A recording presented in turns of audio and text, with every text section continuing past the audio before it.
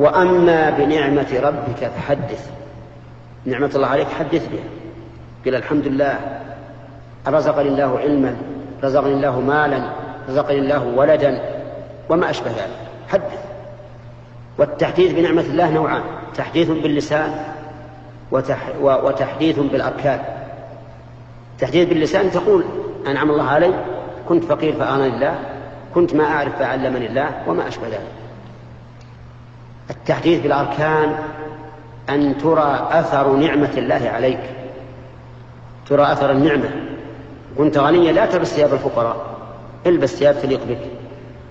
كذلك المنزل، كذلك المركوب، كل شيء خلي الناس يعرفون نعمة الله عليك، فإن هذا من التحديث بنعمة الله عز وجل. ومن التحديث بنعمة الله إذا كنت قد أعطاك الله علما أن تحدث الناس به، تعلم الناس لأن الناس محتاجون. وفقني الله وإياكم ما يحب ويرضى.